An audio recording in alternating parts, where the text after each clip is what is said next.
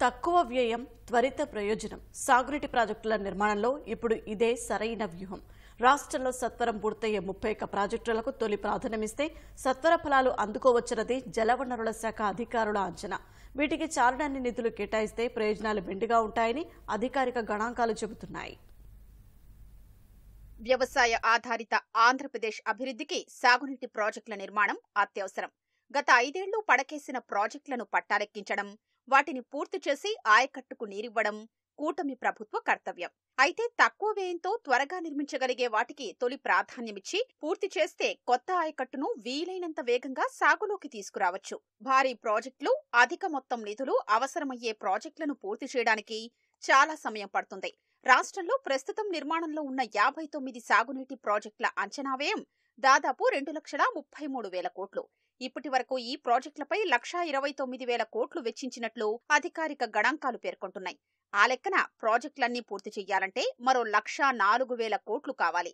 వైకాపా ప్రభుత్వం ఖజానాను ఖాళీ చేసిన వేళ ప్రస్తుతం అంత మొత్తంలో వెచ్చించడం చాలా కష్టం. అయితే మొత్తం 59 ప్రాజెక్టుల్లో 31 ప్రాజెక్టులను ప్రాధాన్యంగా గుర్తించి చాలినన్ని నిధులు కేటాయిస్తే త్వరితగతిన ప్రయోజనాలు అందుతాయని అధికారిక గణాంకాలు చెబుతున్నాయి. ప్రస్తుతం 59 ప్రాజెక్టుల్లో 31 ప్రాజెక్టులను త్వరగా పూర్తి చేయొచ్చని, తద్వారా రాష్ట్రాన్ని కరవు కోరల్లోంచి బయటకు తీసుకురావచ్చని జలవనరుల శాఖ అధికారులు పేర్కొంటున్నారు. బడ్జెట్లో ఈ ప్రాజెక్టులకు ఎక్కువ నిధులు కేటాయించి త్వరగా పూర్తి చేస్తే సత్వర ఫలితాలు అందుతాయని చెబుతున్నారు. వైకాపా పాలనలో గుత్తేదారులకు 1,000 కోట్ల బిల్లులు పెండింగ్లో ఉండిపోయాయి. చాలా మంది గుత్తేదారులు పనులు వదిలేసి వెళ్లిపోయారు. సాగునీటి రంగంలో మొత్తం పెండింగ్ బిల్లులు ఎంత ఉన్నాయో తేల్చి ఫిఫో పద్ధతిలో బిల్లుల చెల్లింపులకు హామీ ఇచ్చి గుత్తేదారులకు భరోసా కల్పించాలి. అప్పుడే వారు మళ్లీ రాష్ట్రంలో సాగునీటి ప్రాజెక్టుల నిర్మాణం చేపట్టేందుకు పోటీ పడతారు. భూసేకరణ, అటవీ అనుమతులు రాకపోవడంతో చాలా ప్రాజెక్టులు ముందుకు కదలడం లేదు. దీంతో అంచనా వ్యయాలు పెరిగిపోతున్నాయి. తొలుత భూసేకరణకు సంబంధించి కోర్టుల్లో, అటవీ భూమికి సంబంధించి కేంద్రం వద్ద పరిష్కారం కావాల్సిన అంశాలపై దృష్టి సారించాలి.